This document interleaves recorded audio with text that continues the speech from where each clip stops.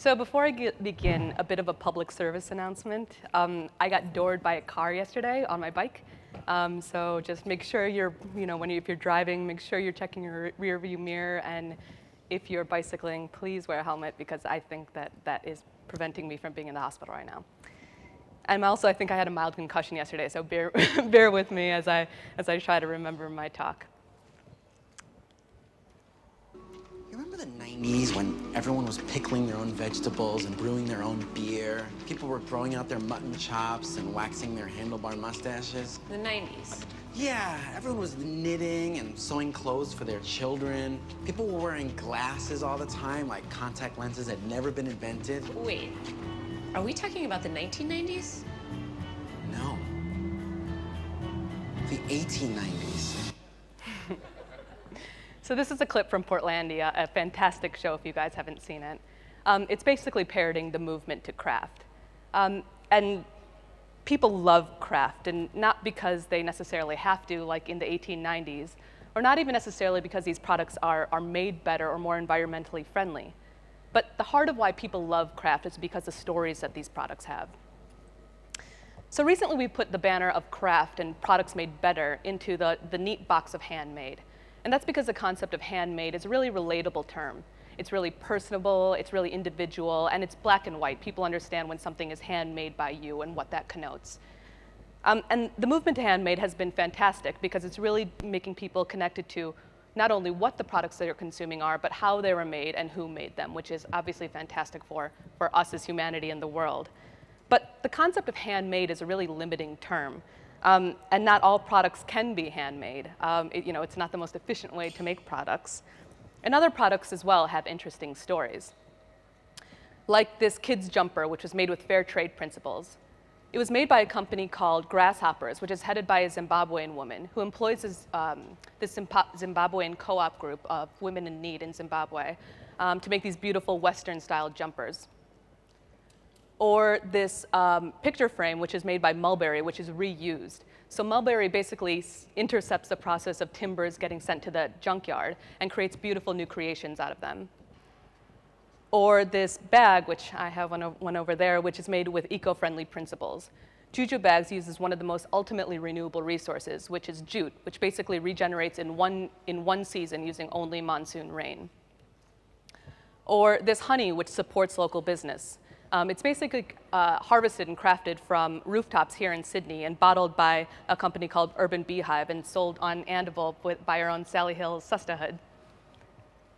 And of course, handmade products have interesting stories as well, like this cuff made from Solace. She basically is bringing back a 70s style of craft called macrame to make these beautiful new exotic jewelry. So every time you buy on Andable, you're purchasing a fresh product. And fresh is an acronym that we coined to describe the product. These aren't certifications that we make, but instead tools that we provide our sellers to be able to tell the story of their product. So for example, if you're on Andable and you see this dog harness, you read a little bit more about it, like a normal kind of e-commerce experience. And you also see that it's badged with R, which says that this product is reborn. It's partly made out of recycled PET drink bottles. So on Andable, we try to connect you with not only the story of how your product was made, but also the legacy of your product. So what does this mean? 10% of every time you buy on Andable, 10% of every sale goes to fund a microloan or a small business loan to a person in a developing country in need. So as you purchase, you see that $3.49 of that dog harness is going to that woman. She is Blandine, and that's her photo. She lives in Cameroon. She's a 35-year-old woman with 2 children, and $3.49 of your purchase is going to help her buy more inventory to expand her clothes shop business. Now, the cool thing about Andable that makes us a little bit different than most social enterprises is because that's a loan, it gets repaid. So we repay our sellers, in this case, Pet Simpatico, that $3.49 after 3 months guaranteed. So when you buy on Andable, you're supporting a small business both here and abroad without anyone making a sacrifice. So fresh is our way of connecting you with the stories of your products. We try to be a bit non-judgmental about the whole thing because buying better means different things to different people. So I don't know how many of you remember the Foxconn Apple controversy about a year or two ago. So quick synopsis, Foxconn is kind of dubbed the world's largest manufacturer, or the world's manufacturer, and their largest factory is headquartered in Shenzhen, China. And about a year or two ago, an article came out which basically pegged Apple as the poster boy of Chinese exploitation.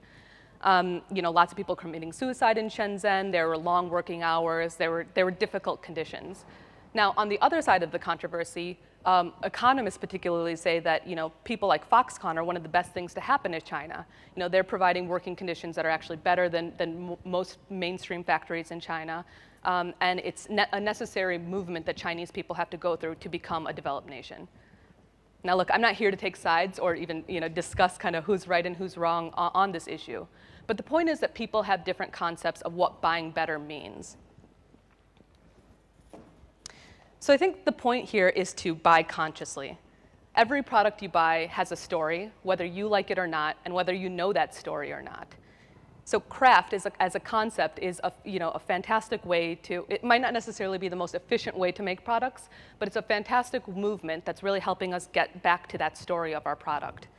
And the more that we remember these stories, the more we value these products, which means we're valuing the people that created these products, the materials that went into these products, and the afterlife and garbage of these products create. So it's hard to keep this in mind for every single product that we buy. But my challenge to you is for the next hour, just think about everything that we consume. I know that we're consuming machines, so that's going to be a bit difficult. But just think about the story of those products that you consume for the next hour. Are you proud of the stories that these products have? Thank you.